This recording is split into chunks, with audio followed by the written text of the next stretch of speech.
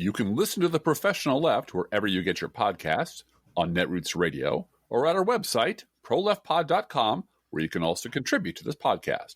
There's a PayPal button at our website, or you can mail us a letter and or contribution at P.O. Box 9133, Springfield, Illinois, 62791. This is the podcast for June 5th, 2020. It's not safe for work. Coming to you live from the Cornfield Resistance, where our 2 days of massive, peaceful, mask-wearing protests have been heroically ignored by most of the media. It's the Professional Left with Driftglass and Bluegal.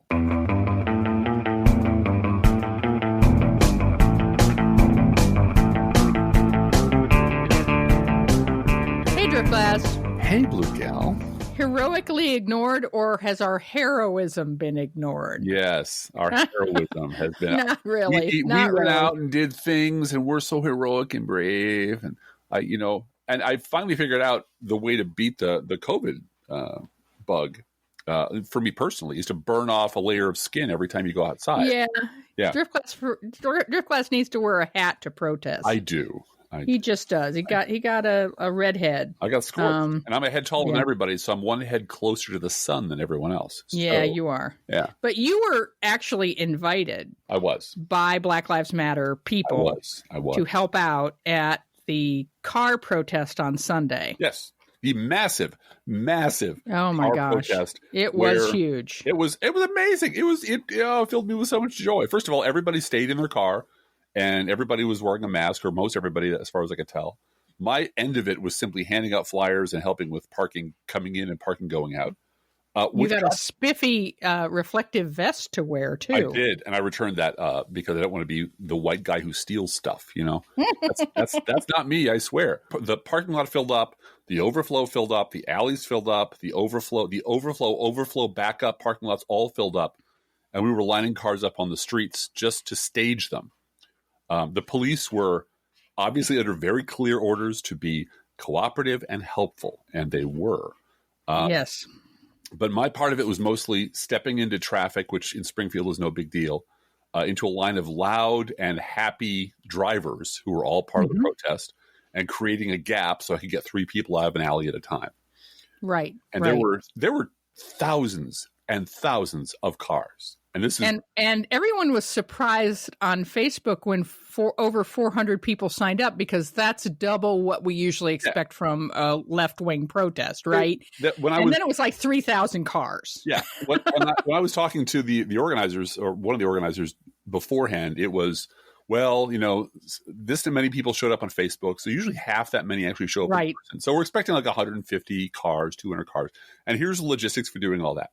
And by the time, the actual time it was supposed to start rolled around, and people were just nowhere near done filling up this thing, it got to be, okay, well, there's no walkie-talkies, and we're not because this was expected to be small. So right. We were all kind of improvising at our station, trying to not mess things up, because, flowing traffic into someone else's traffic flow who's trying to do the opposite thing you're doing is dumb. But none of that happened. Right. Nothing like that happened.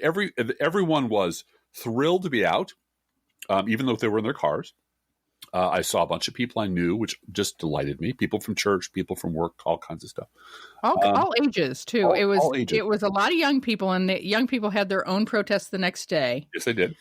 But it was young, old.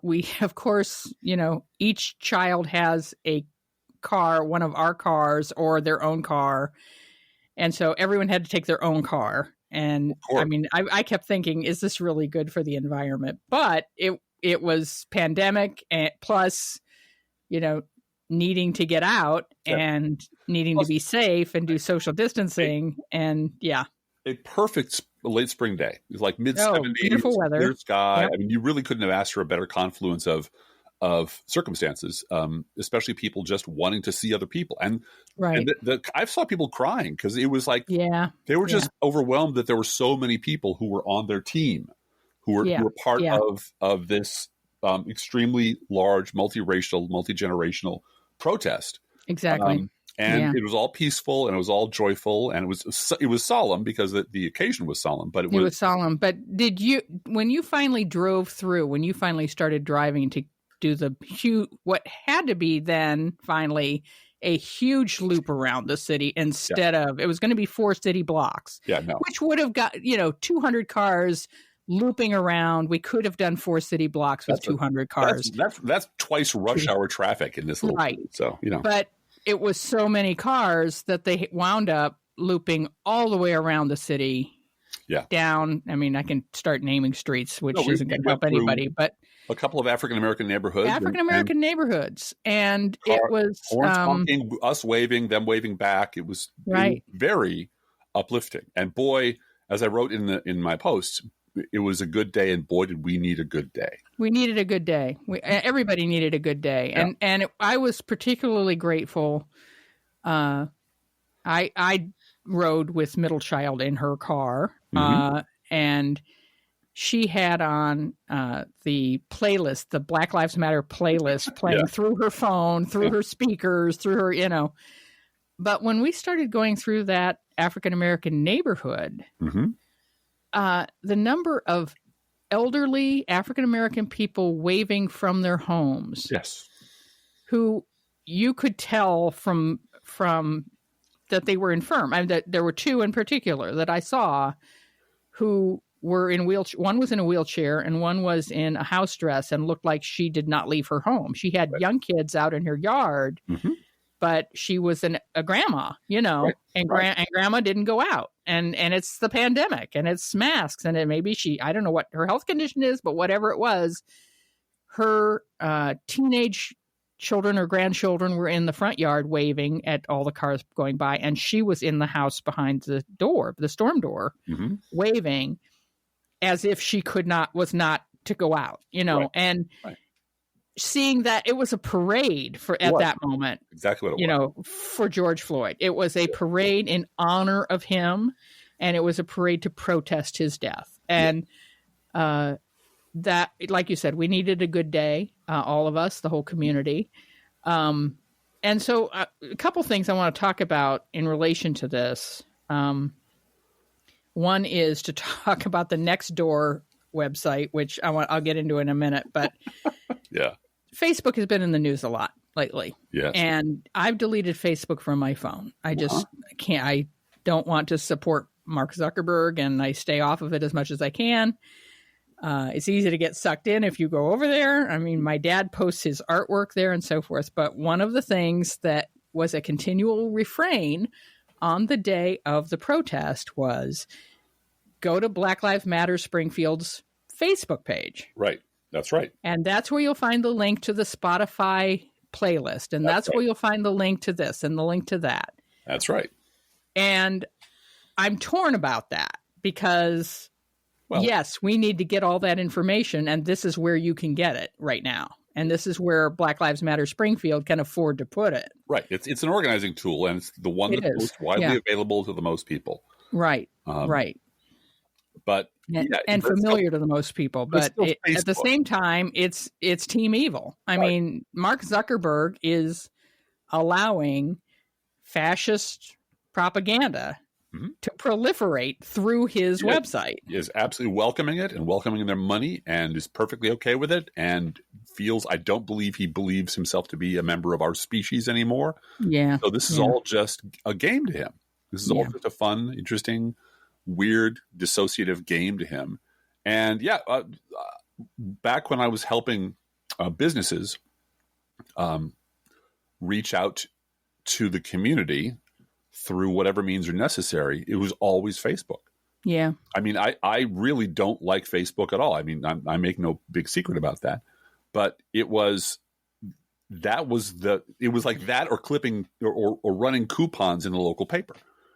And it was, well, do you want to appeal to an audience of 65 and older, or do you want to appeal to people who shop on their phone? Those are your two basic demographics. And if you want to appeal to the younger generation who buys shit online, you had better have a Facebook presence. And it's just made my skin crawl that was just a given.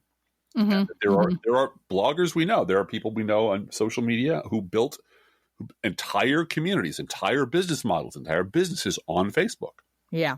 And I'm still. And I applaud them for that. They're on the side of the angels, but they're using a tool that is run by Team Evil. Team Evil. Right. Right. And now we have this thing called Nextdoor. Yes. Talk about Nextdoor. Well, Nextdoor is supposed to be a website where you can go find a plumber, or you can go find real estate listings. You can go find someone to mow your lawn. You can find a babysitter, etc. It's supposed to be kind of an Angie's List, but combined with very, very local kind of thing where you're sorted by zip code and neighborhood. Sure. And what's going on in the block? Sure. Right, sure. right. And middle child said to me yesterday morning, well, Nextdoor is for old white people to complain about black people being in their neighborhood. That's what it's for. Uh-huh. And I said, I've kind of noticed that. And I was wondering to myself without, getting into it, but wondering, is this really as awful as I think it is? Because I'm about to bolt from this. I don't find it useful. Uh-huh. I have a lawn guy. I can use the internet to find a plumber if I need one. I don't need this to network with people who are basically the terrified white lady peeking out her curtains. Right. And thinking, is there a Hispanic man in the alley? Because that's and really that is the zeitgeist of this website for our neighborhood. It's racist Gladys Kravitz, Right. For you youngs out there, that's from a show called Bewitched back in the 60s. Yeah. Nosy neighbors who are also racist. Right. And it's not every neighbor I know our neighbors, and our neighbors are not like that. But the ones on this website, first of all, I think a lot of them are not our neighbors. They're people who've beamed their way in from wherever. They feel our neighborhood is their business. So, yeah. And they feel, or they're bad act. Because I've been watching it because I finally did a Facebook post. Oh, Lord. To ask my friends, are you on this in your neighborhood, and do you have this same kind of experience? And some people do have the same experience of, oh yeah, it's the old ladies who want to tell you that somebody drove fast past my house. I assume they're a black person stealing everything, Yeah, social media locally really is divided between, and again, I happen to have this weird cross-section of people that I follow, just coincidentally, and I see the whole spectrum. And there's this really specific thing going on in that ecosystem where if you are a liberal, the liberals I know, maybe this is just my ex told me, she used to live down here actually. Mm-hmm. And when I would visit, she would say, you have to understand, this is a small southern town. And that's why it's important to remind people she's African American. Yes, she's African American, and that this is why the people that do good work down here and the people who are African American here are very quiet and deferential because they are not the power structure. This is not Jan Schakowsky's district in Chicago. Yeah, this is not a blue city. This is a southern-ish town. Everyone was very polite, but there's a very clear, literal other side of the tracks here. Yeah, I was going to say the 10th Street Railroad tracks is the dividing line. Divides black and white in Springfield overall. Yeah. And on social media here, the racists and the Trump supporters and the Republicans are very loud and very certain of themselves. Mm-hmm. And they assert themselves very, very confidently. And they are completely fucking wrong all the time about everything. But they don't even see this as being political. This is just the world. It's so obvious that Donald Trump is the second coming of Jesus. It's so obvious that liberals are, George Soros is behind everything. Yeah. And but they feel completely comfortable being this way in public. And pretty much most of the liberals I know are very polite. Like, I don't usually express myself politically, but this one thing is just too far, and I think maybe killing people's not good. It's not good. We should come together on that. We should reconsider how we talk to each other and how we treat each other, and maybe more civility. And there's this really clear dynamic, and you can tell who's winning the shouting contest. Yeah, and it that's why when a loudmouth asshole like me from Chicago speaks up, it freaks people out because you're not supposed to do that here. You're supposed to let crazy Uncle Liberty run his fucking mouth all over town and then occasionally say, well, I don't think that's 100% correct, maybe we should reconsider our perceptions of each other and maybe reach out and do a little more dialogue. And no, because both sides. Yeah, this asshole's been this way his whole life. Yeah, and no one has yet verbally punched his teeth down his throat. Well, and so, it is interesting, isn't it, that both sides then that's the best way to push back on that is both sides. And that's why David Brooks is poison, because he and people like him taught an entire generation of journalists and frightened liberals that the only way you can confront a bigot and a loudmouth and an asshole and a Republican, let's call him a Republican, is by proceeding with, there's a lot of good points on both sides. Well, why don't you just shoot your dick off first? That's a good idea. Just give all your power away. Just acknowledge that they're 50% right all the time. And it drives me batty. That I apologize for Driftglass's metaphors, folks. Yeah. Occasionally get kind of colorful. There'll be a few more coming up and you'll enjoy them or you won't. But as we say at the top of the show, it's not safe for work. So you've been warned. You've been warned. Hey, Driftglass, on topic from what you're saying, I'd like to read this letter. And then we'll get into is it from talking more about stuff. No, it's not. It's from a listener to our podcast. Initials JL. Okay. And JL is white and lives in a white neighborhood. I'll forward. Right. I'll preface this letter by saying that we encourage you. I have done it this week, and it's been very good to seek out people of color on not only podcasts, but books and other media. Yeah. We do not have the final say on anything that's going on right now. No. We have our experience and our family and our view of things. And that doesn't speak for anybody else. So no. I made it very clear. I speak for all liberals everywhere in all time and space. I speak with the same sweeping authority about all liberals that, let's say, Charlie Sykes or David Brooks speaks with sweeping authority of all conservatives. So, but given the fact that even George Will is now stealing from you, Driftglass, I think there's something to that. I'm waiting for what was it that Webster's is now looking at? Oh, both-sidesism. Merriam-Webster.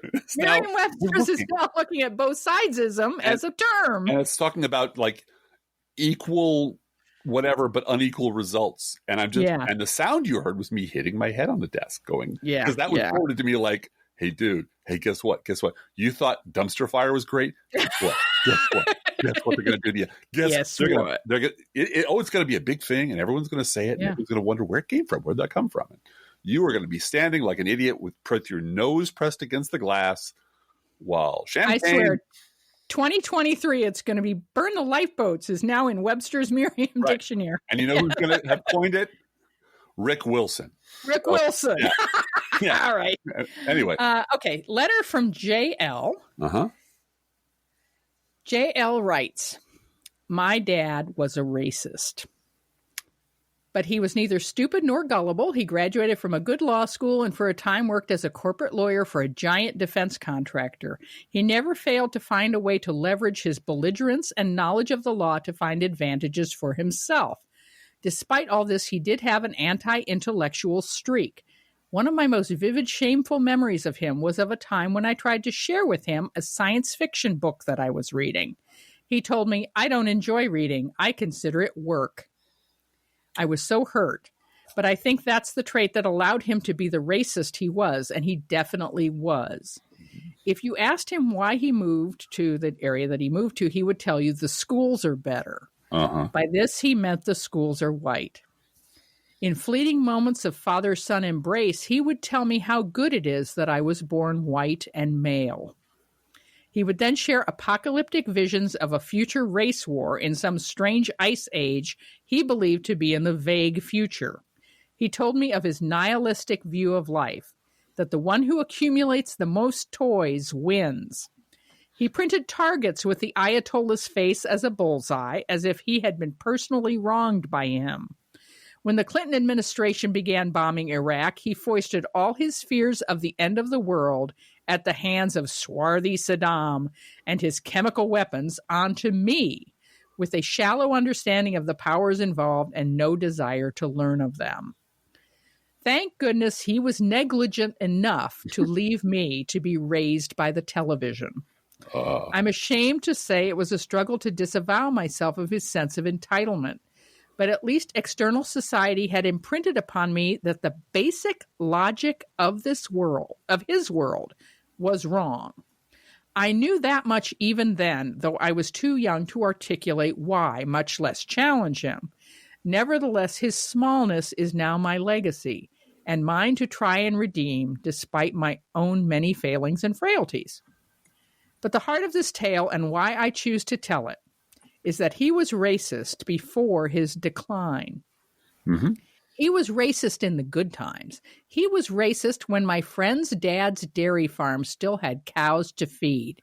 He was racist before industry decided that it no longer needed one-man machine shops to mill pins for basement doors. Mm-hmm. He was a racist when his local law office first opened and had business. And it was racism that, at least in part, drew him to our white neighborhood. And he wasn't unique. I see him in my friends' dads, in my elderly neighbors, in their children, my contemporaries who didn't have the good fortune to be raised by the television. Mm-hmm. I see him in all those folksy, racist diner dwellers. I see him most of all in William Barr. Oh, isn't that interesting? Yeah, boy. I see my dad in William Barr as he affects the vague trappings of responsibility and authority and morality, but at his most candid, admits to and practices an empty, nihilistic materialism. We were always this way, we detached Americans, everywhere that whiteness decided to flee our neighbors and isolate itself upon islands of inherited dragons' hordes, that we told ourselves must never go to the undeserving. If we can only pretend to be better than this when times are good, then we aren't really better than this, are we? The mask is off now, but that's all it was, a mask. Thanks for giving me the time, JL. Wow, JL. I don't know how you expect me to follow that, Bluegal. Well, I want to thank JL for that letter because that's amazing. That's amazing writing, amazing piece of writing. I'll bet it reminds a lot of people of a lot of their relatives. It reminds me of my dad. Yep. You know, it really does. Reminds me of people in my family. Yep. Very definitely. Different, maybe slightly different backgrounds and educations and jobs and so forth, but at the core of it, you know, there's a suspicion of other. We don't want undeserving people to have what we have, and we are deserving, and they are not. Yeah, well, and and it was very well put because the mask is now off. I mean, this is something that I've said several times already on this podcast. Which, if you grew up in a family with addiction, you to quote Morpheus from the Matrix. What you can't explain, but you feel it. You felt it your entire life. There's something wrong with the world. You know this is wrong. Something is grossly malfunctioning here. But you're young, and this is the only world you know. And and at some point, either you become that thing, you become the dysfunction, or you notice that there's a complete mismatch between the world you're supposed to pretend you live in, the world you actually live in. And, that's why we always present a happy, bright face to strangers, why we don't talk about the family problems outside the family.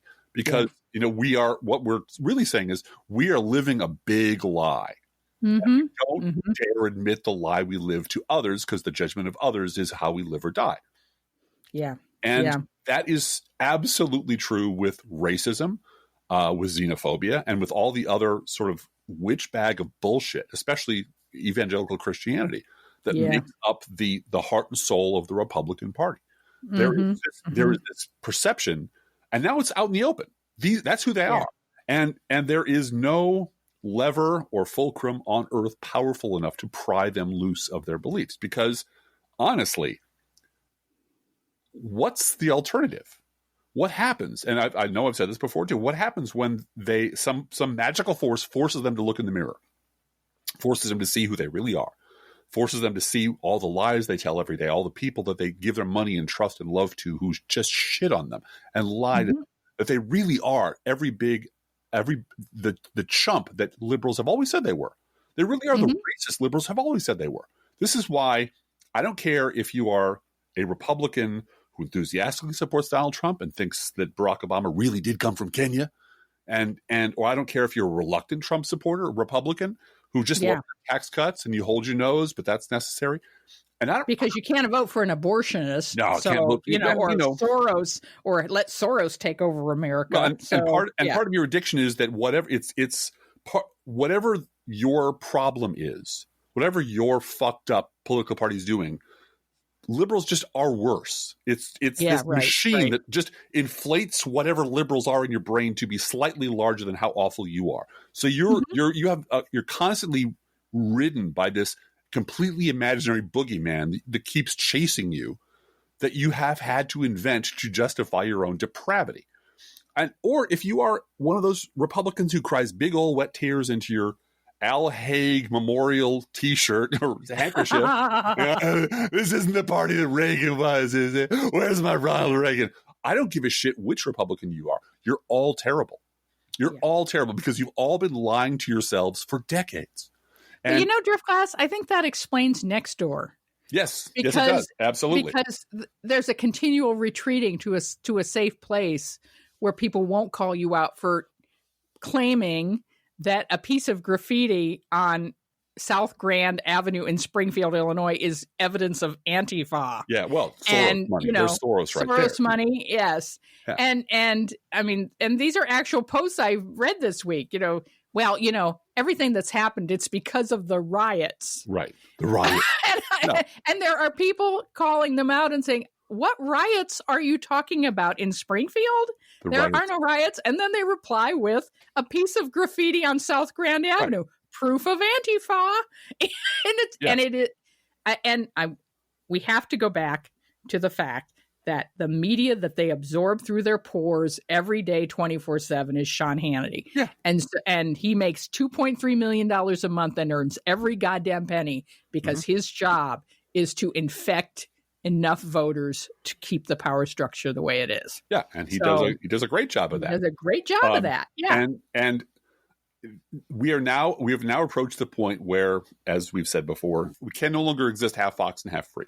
Can't exist half fox and half free. And there are a few still Republican stragglers who wanna straddle that fence. Like Lisa Murkowski. And there's a whole bunch of people in the media who, even after being shot at with rubber bullets, are their news organizations, employees, people of their media family have been shot at. Mm-hmm. And come November, it's going to be both sides. Yeah, well, Biden struggles. Biden struggles. Yeah. Yes, right. And I'm thinking specifically of Lisa Murkowski, who this week, showed us her stigmata and how much she suffers because she's really struggling whether or not she can continue to support and vote for Donald Trump or not. She doesn't know. She's not sure. I guess she and Susan Collins have like a conch they hand back and forth. Or a hot potato they toss back. And who's going to take one for the team this week? So this week it was Lisa Murkowski's turn to share with us her suffering because she wants to keep her job in the Senate, and she's a member of a fascist political party who, by their actions, is in opposition to everything that she pretends to believe in. That's on the one side. On the other side, all her voters are lunatics who hate her. Who hate who she really is and would hate her if she says one bad word about the dear leader.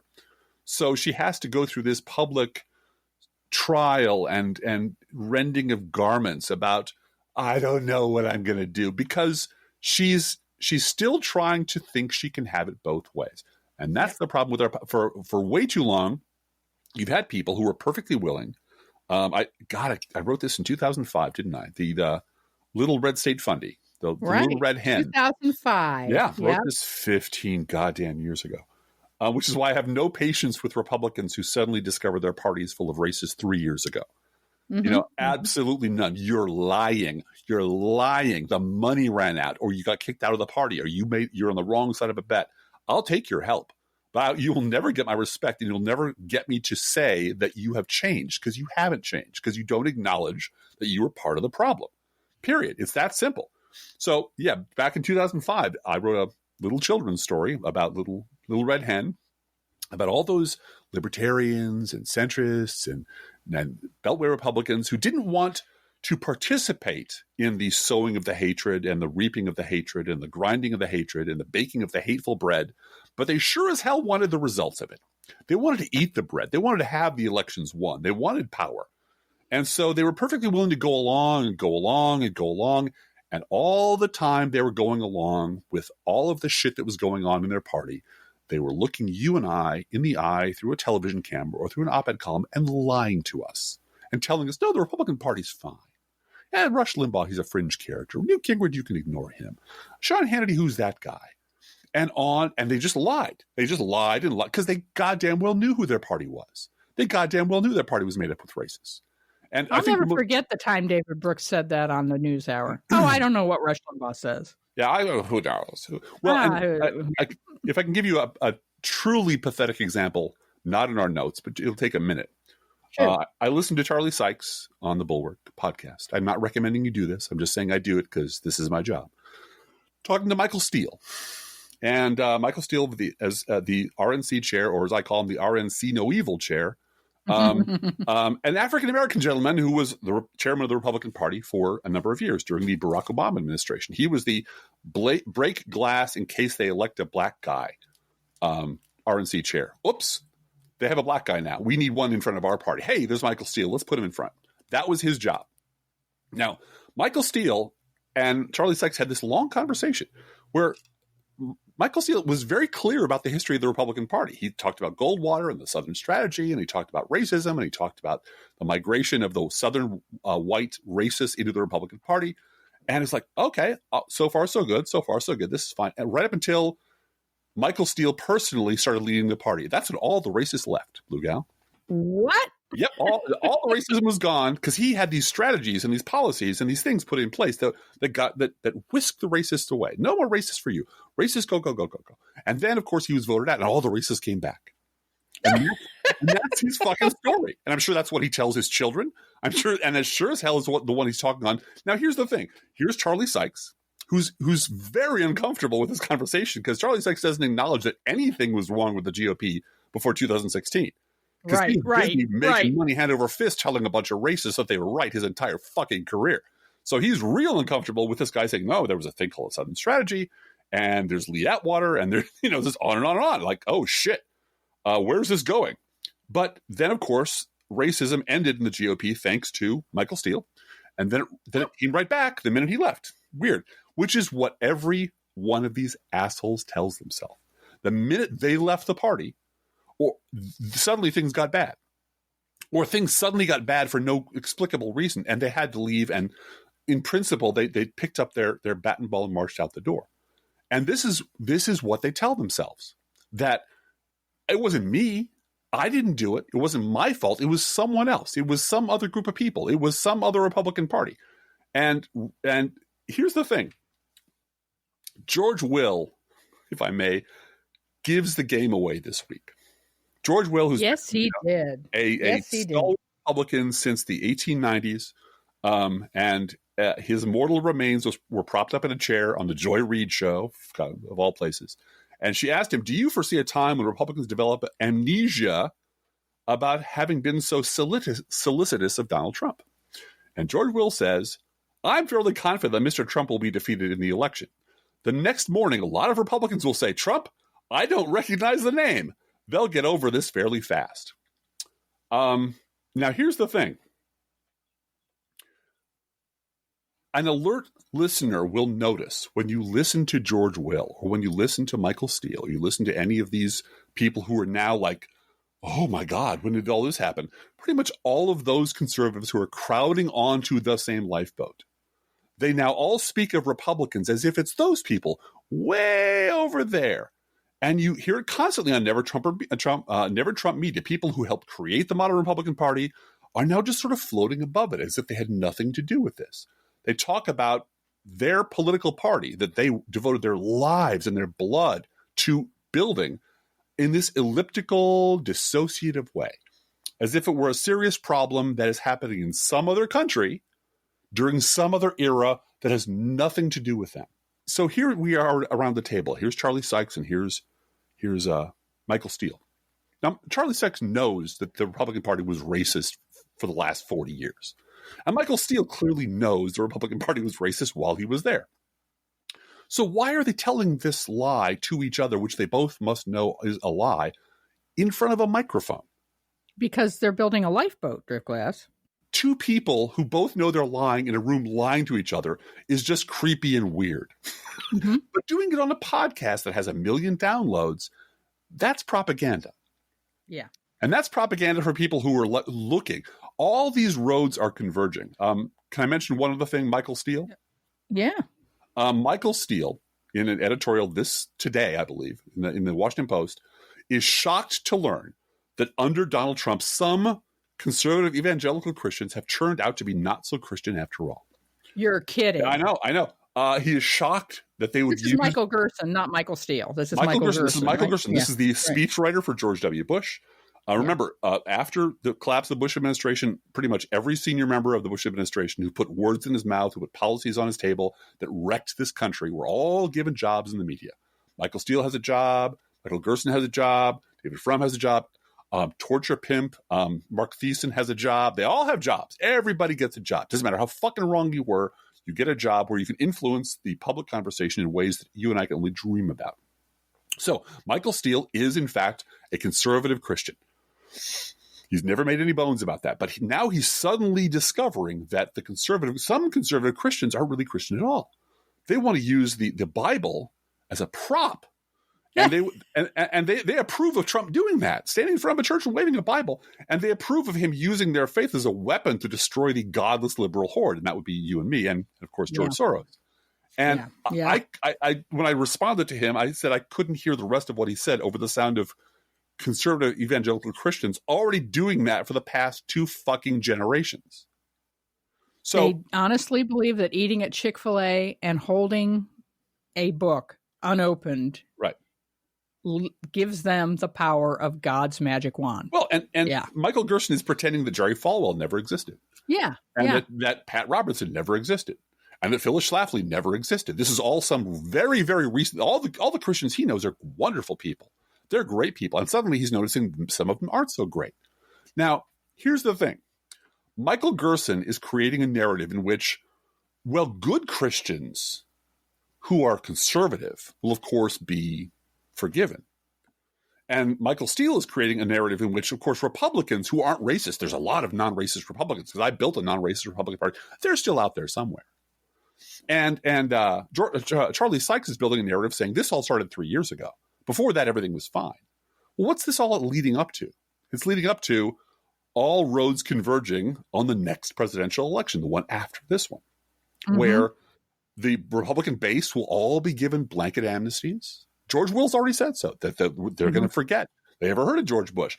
Everyone who was on board with the Joe Scarborough, Charlie Sykes, Never Trump Express will suddenly become the leaders of the new party. And we're never going to talk about what happened before 2016. The evangelical Christians who might have been misled by Donald Trump will all be welcomed back into the fold, and they will reconstitute this party under the leadership of Tom Cotton.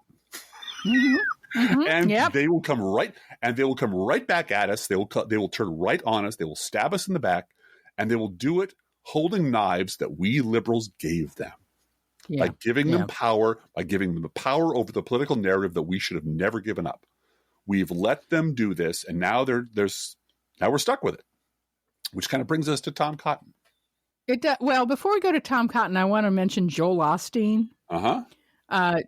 What Donald Trump did with the photo op with the Bible this week, which has blown up in his face in most corners of the country. Especially in most religious corners. Most mainline Christian denominations have denounced this as idolatry.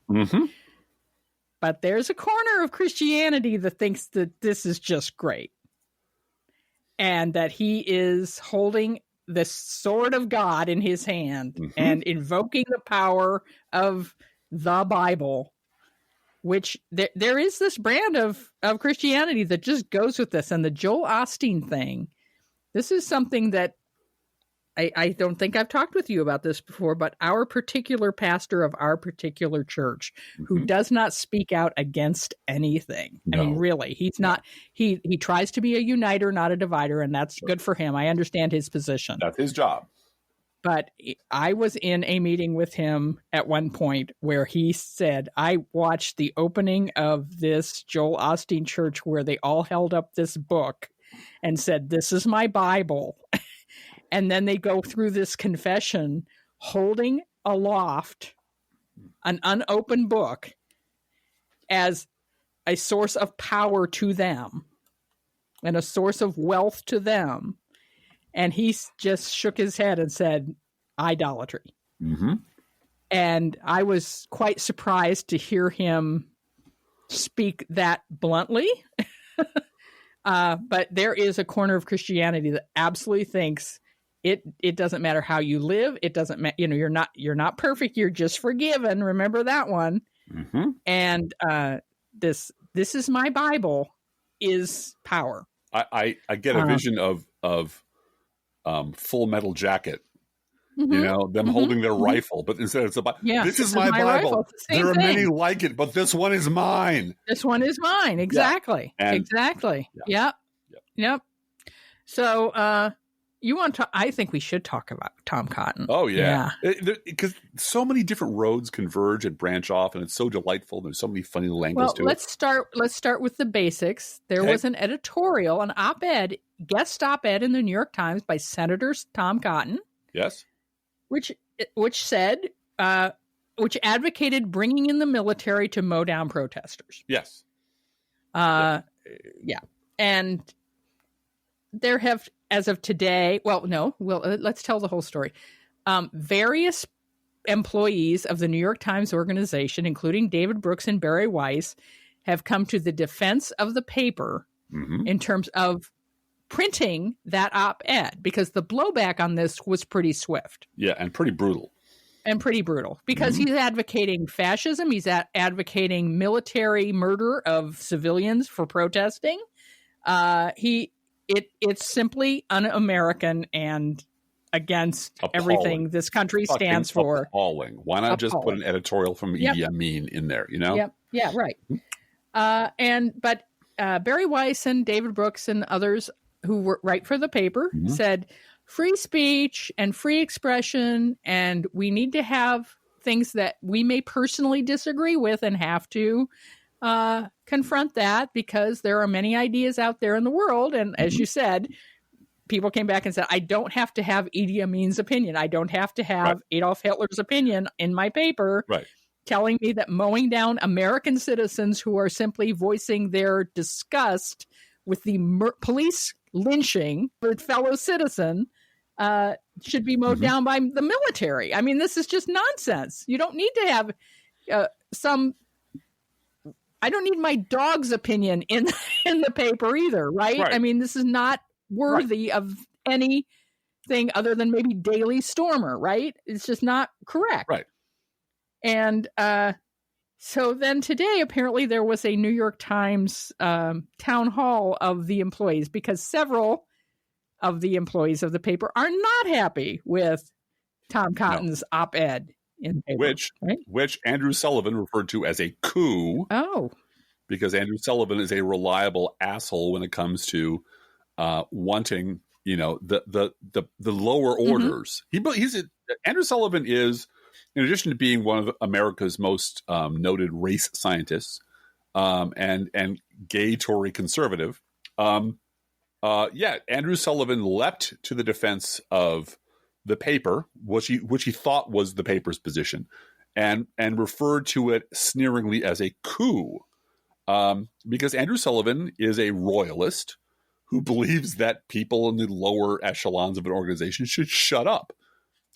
He has occupied a position of inexplicable respect and authority, and I get the feeling that he's getting really tired of not being on the Bill Maher show.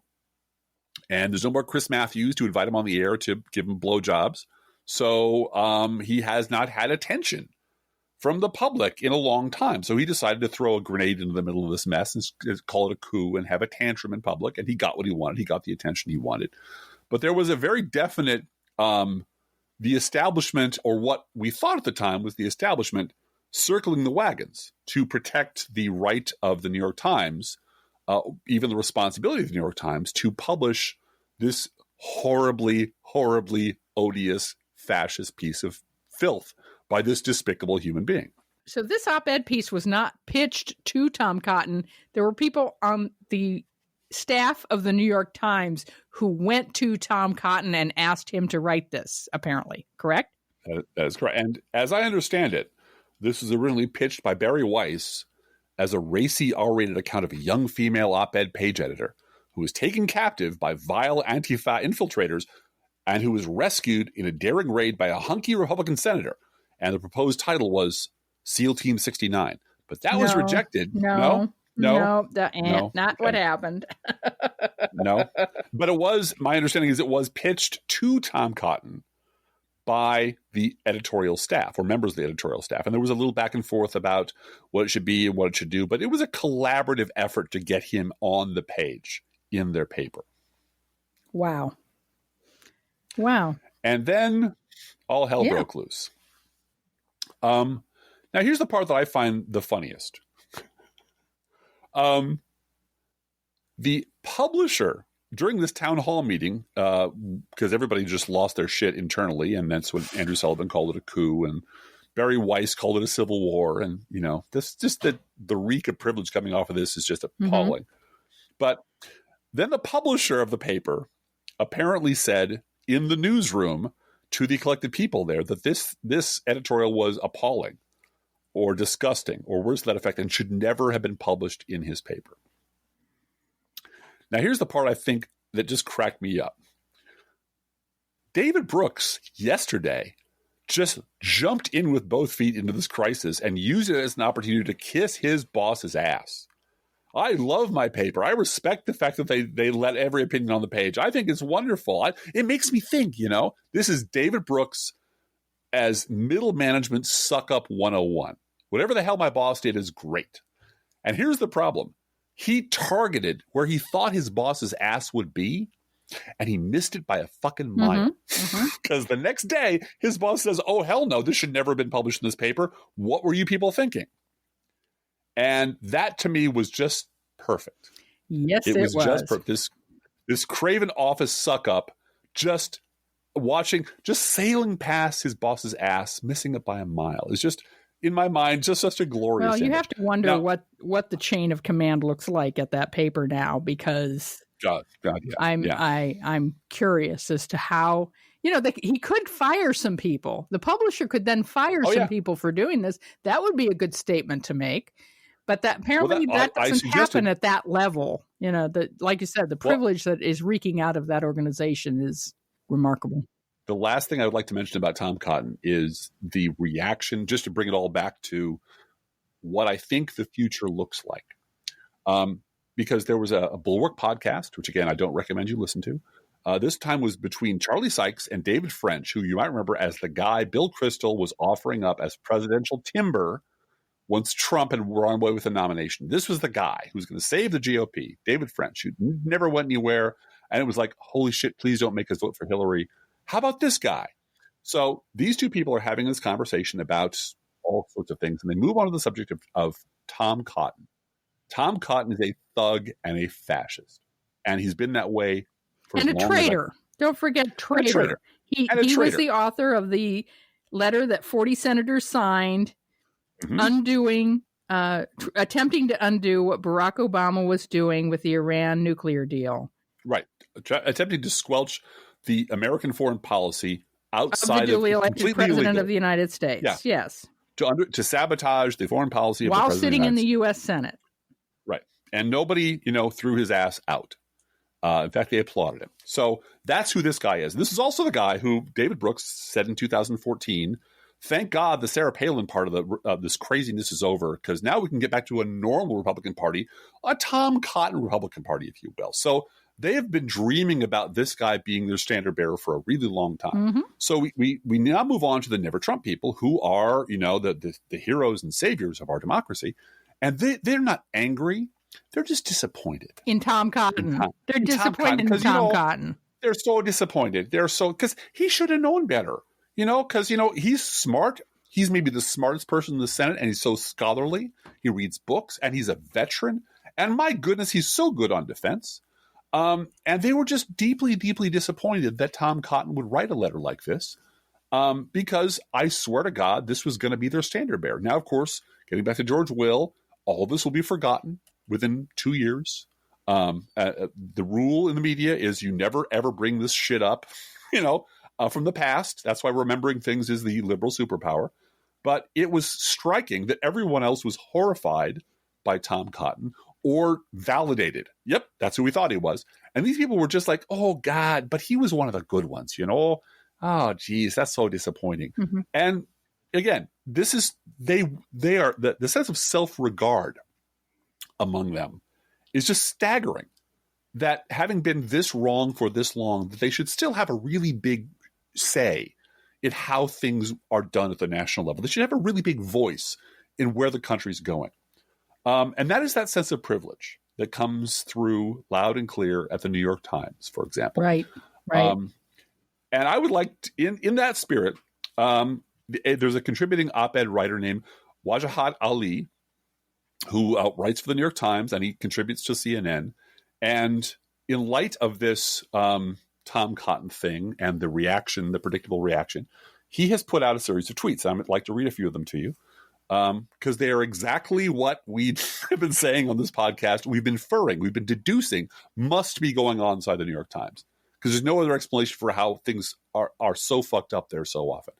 Now I'm going to quote him. I appreciate the New York Times listening to its employees, especially people of color, and suggesting the work culture will change.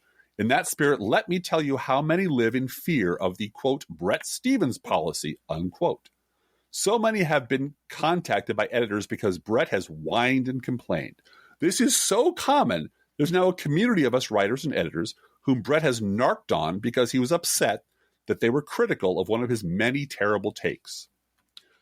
We usually get contacted by a high-ranking editor and given a warning or told to be mindful of the social media policy. He has even emailed the masthead complaining about fellow editors or writers. As a result, many walk on eggshells when it comes to him. There's a simmering resentment and feelings that there's a very real double standard. People fear for their jobs, so remain quiet. That's not just a few. A writer who recently joined told me during the orientation and social media overview, there was a carve-out dedicated to Bret Stephens. I'm saying this because so many people want to, but were afraid to go on the record. I've never met the man. I have nothing against him personally, but if we are serious about changing the work culture, then this has to be addressed. So many have wanted to speak out on the record, but are afraid for their jobs. That tells you everything you need to know. And it goes on for a few more lines, but you get the general gist. Yeah. And we all have coworkers like that in our lives every once in a while where, we can't do that because it'll upset Susie. We can't move the lunchroom tables because Susie is, that's her thing.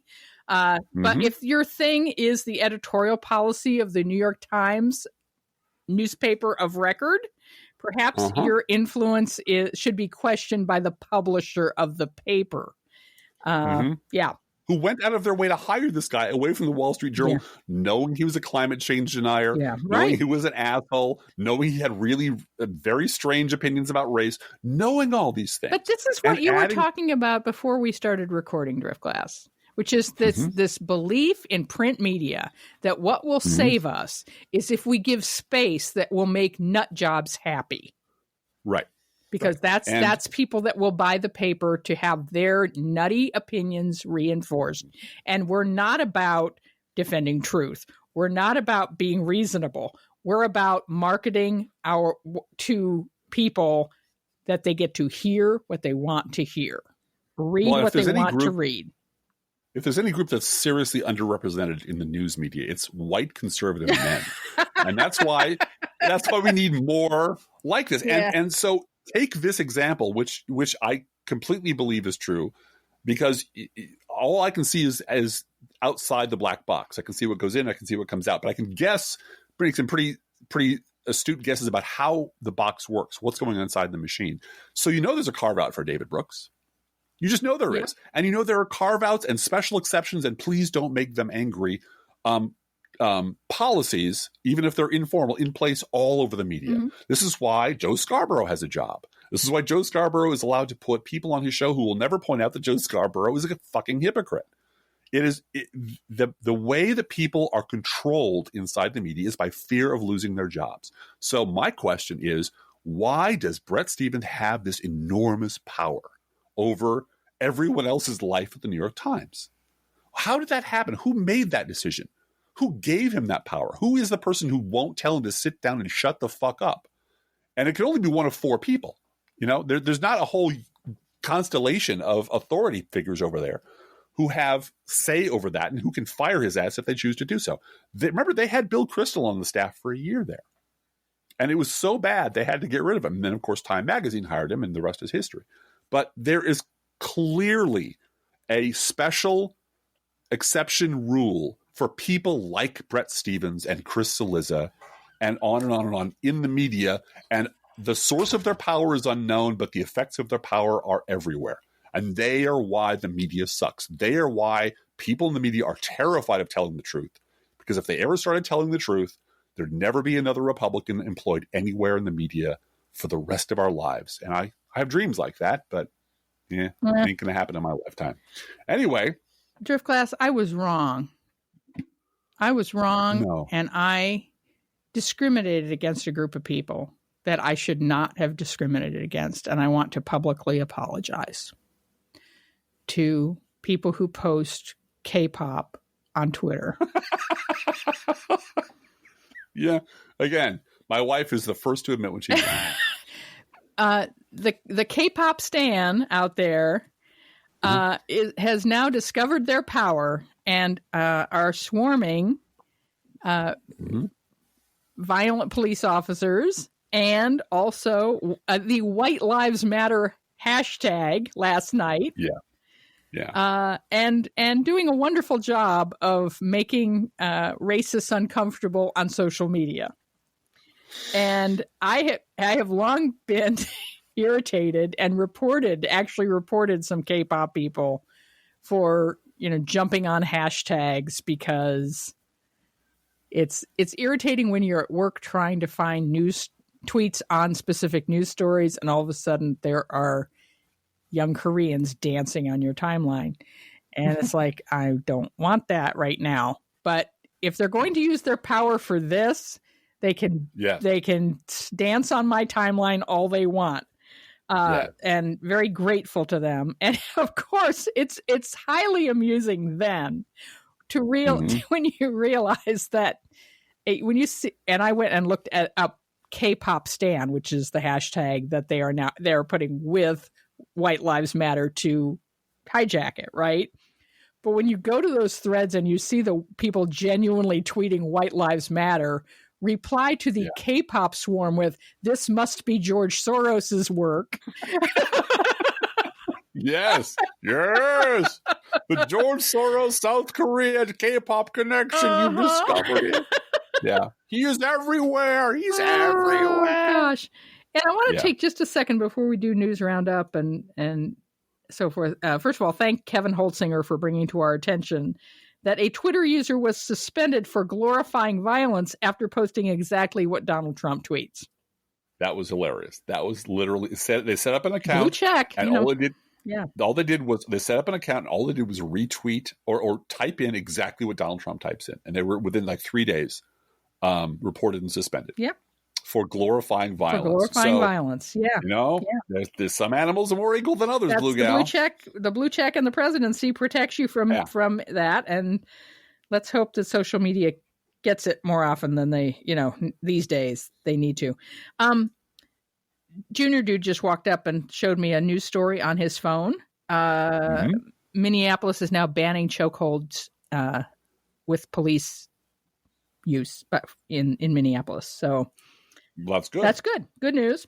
I'm stunned that was legal ever. I am stunned that was legal as well. Yeah. All right. And the other thing is in family news, youngest child just went to work.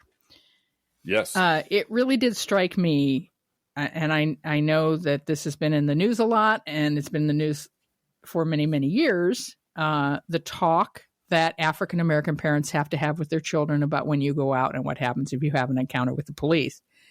Yep. We had to have an encounter with one of the children this week about the meaning of the word curfew. Yes. And I will say one of the reasons I think that Springfield did not have the violence that some other communities have is, first of all, the police and the mayor were with the protesters. Yes, they were. And they were saying this is not how Springfield police is trained, and this is not how Springfield police behaves. But also the curfew in Springfield was a suggestion, not a command. But we had to have a talk with one of our children this week about curfew, and it wasn't a citywide curfew situation. It was their curfew, and whether they were obeying it or not, and did they understand what curfew meant? And you and I had this conversation with this child and said, and I say child, I mean young adult, and you and I had to explain to her the parental mindset of two white parents. That if you're out at 2 a.m, we assume you're dead in a ditch. That's just how we're wired. It's not logic. It's not reason. It's just this is where our brain goes. And you need to understand that and sympathize with us that we are wired that way to protect you and want you to be safe. And therefore, that is why we ask you to be home by 11:30. And it will never be otherwise. And it will never, you cannot fix this. You cannot change this. This is how we are. And yet, when I think about what it must be like, I mean, I can't imagine what it must be like for African-American parents with African-American children. And, they're out, and all of a sudden they're teenagers and they're out 3 minutes after they're supposed to be home.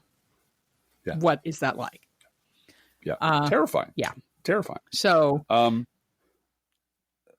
other thing I do want to mention, it sounds grim, but I think it's kind of hopeful. No, let's talk about it. Yeah.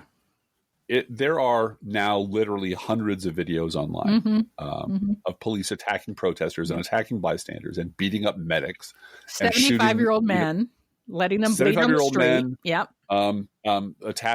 Literally attacking the media, singling out the guy who was pleading with them to be decent and kind and love each other and beating the shit out of him.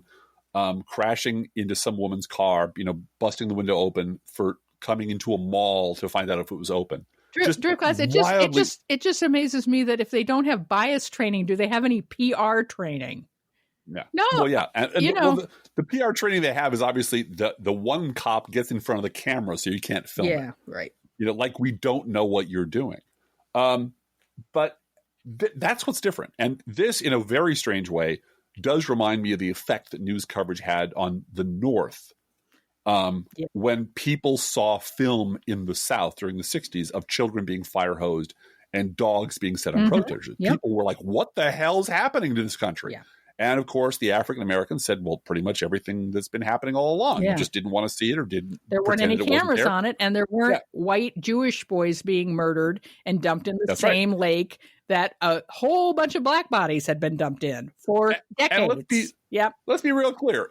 You would not have your New Deal or any of the other progressive policies if you hadn't done a deal with Southern Dixiecrats. Right.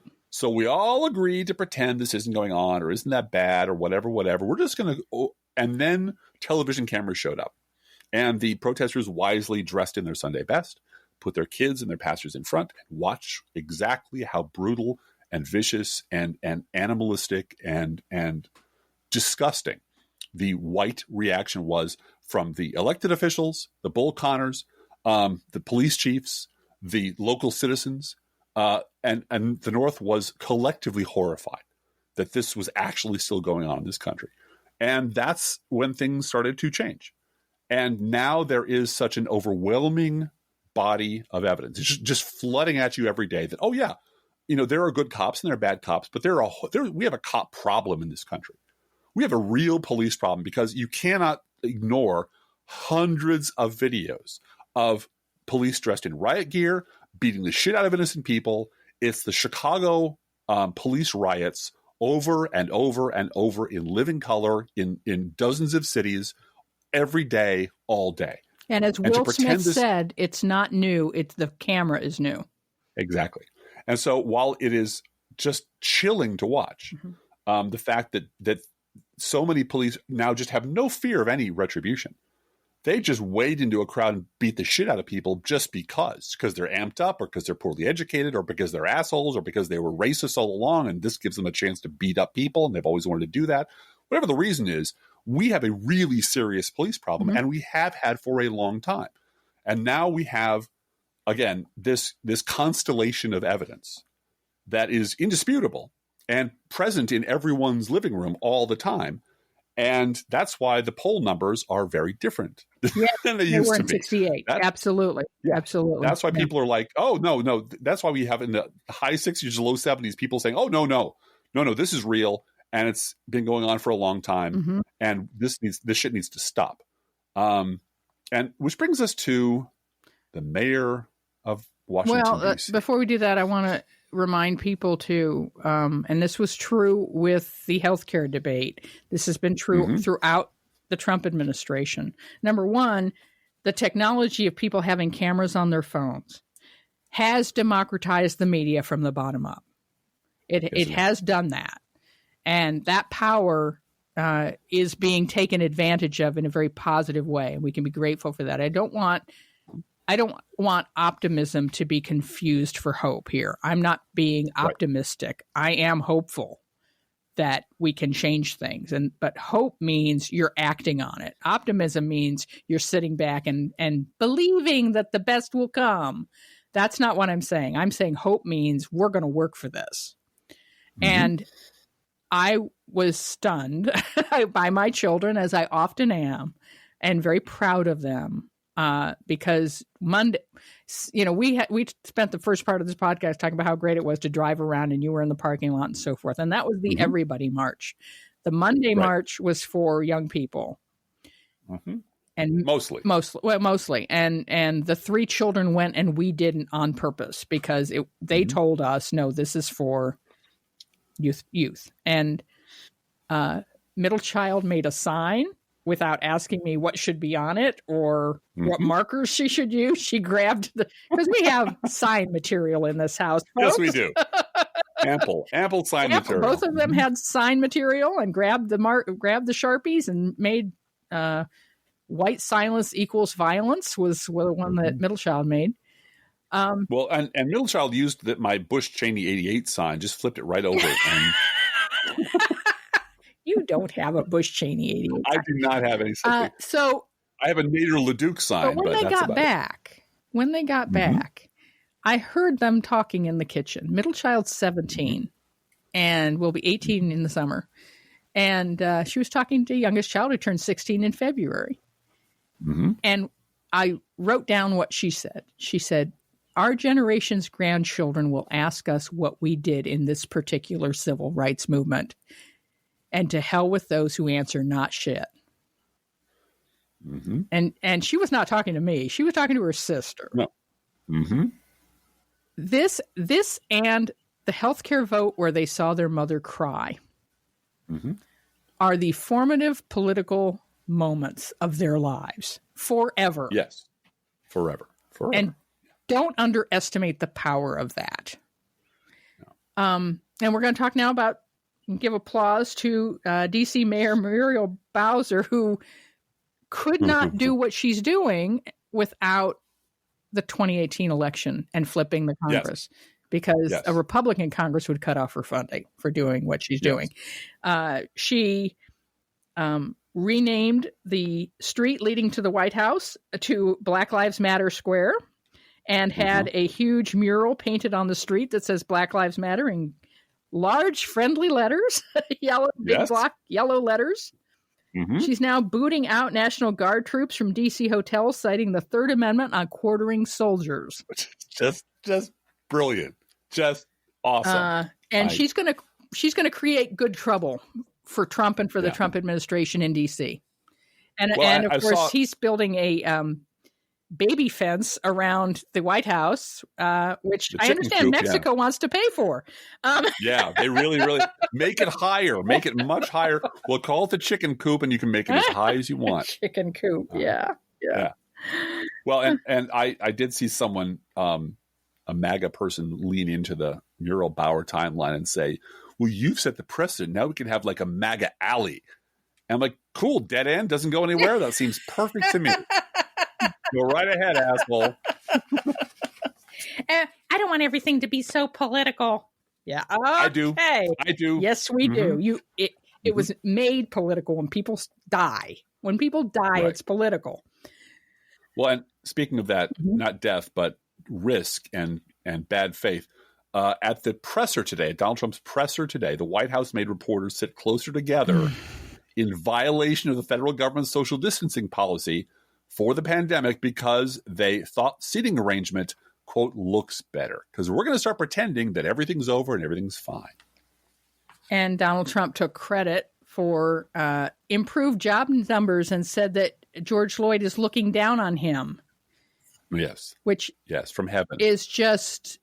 It's a good day for him. Barf. It's a good day for all of us. Like, he's crazy. He is crazy. And I watched that. I put that, I did a post of it, not to share. I shared it with everybody because I always publish my posts, but this was for me. This was for me 5 years from now, if I need reminding of just exactly how depraved the Republican Party really is, how completely out of their fucking minds, and how this is not Trumpists doing this. This is not Trump world. These are your Republican friends, Republican family members, Republican co-workers, Republican local business owners who all approve of this guy and think he's doing a wonderful job. This is their fault. They did this to us. I don't want to hear any more talk about we and Americans and the people this and the people that. No. There's one group of people in this country who are fucking everything up for everyone else. And I don't care if I'm the last loud asshole saying it. I'm going to wait in the electorally, the tall grass for these people. I'm not going to let them forget that this is what they did to our country. And I don't care who whitewashes what and what the next Bush off machine looks like. And they're all absolved of responsibility. And no one's ever heard of Donald Trump. And we certainly never supported him at all. I might be the last asshole out there saying, but you did. That's fine. Because I'm kind of used to being that asshole anyway.